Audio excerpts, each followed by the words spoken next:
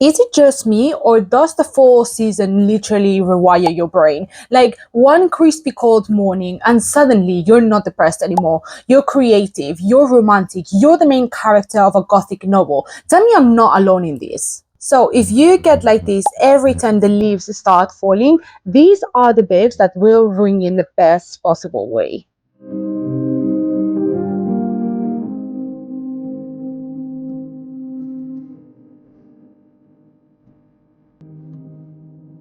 Welcome back, my gorgeous viewers and readers. I hope your weekend was filled with pumpkin spice lattes and at least one strange murder in the autumn mist. If you're here, I already know that you're one of us. You live for dark academia, for the gothic melancholy, for the beauty of autumn, and also its strange eeriness and romanticism. So, whilst we wait for the season to fully sink in, these are some books that I recommend you to get fully settled in the season. And warning, you might not expect some of the books that I am recommending in this video, so just keep watching. This first book is so autumn coded that it almost feels silly for me to recommend it because it's just that obvious. And the first recommendation has to be The Secret History by Donna Tartt. If you love dark academia and if you love this kind of murder mysteries but also very decadent and very elitist, this book is for you. The story follows a group of hedonistic,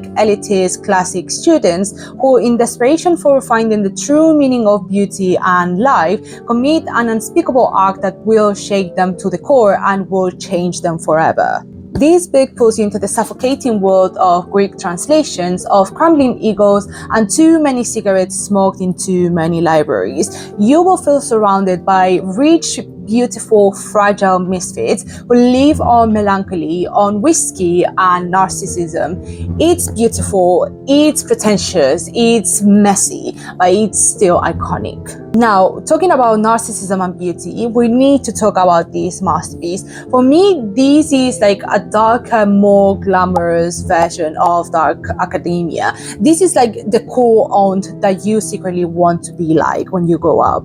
The premise of this book is that a young man called Dorian Gray sells his soul for youth and vanity, making his portrait be the one that actually ages. And obviously, as you could expect, this book sends you into ruin, vanity, and a descent into madness.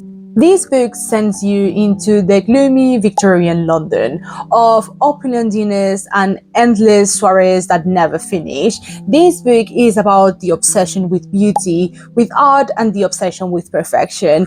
Dorian Gray is the kind of person that everyone wants to be like, but also is deeply terrified of because he is a message, he is a fantasy, but also he is a warning.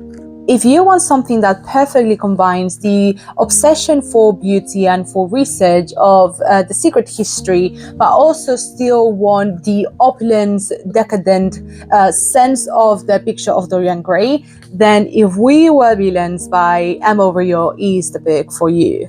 This book is about a group of Shakespearean acting students whose friendship, rivalries, and jealousies completely mix with each other until performance and reality collapse, especially after the whole group commits a tragedy that they can't undo. Reading this book feels like stepping onto the red velvety curtains. You get to experience the glamour of the stage, the bacchanalian parties, the crushing egos, and also the extreme hunger to be seen, right? But also at the same time, I felt the pain of all these artists that still want to perform, that still want to be seen, but also are desperate to be recognized, to be seen as a person rather than as an actor. Just as a quick PSA, I recommend you guys to not read If We Were Villains and The Secret History too close together, just because if you want to actually enjoy the experience of reading each book separately and not get dark academia whiplash, I recommend you to have a small separation within each book.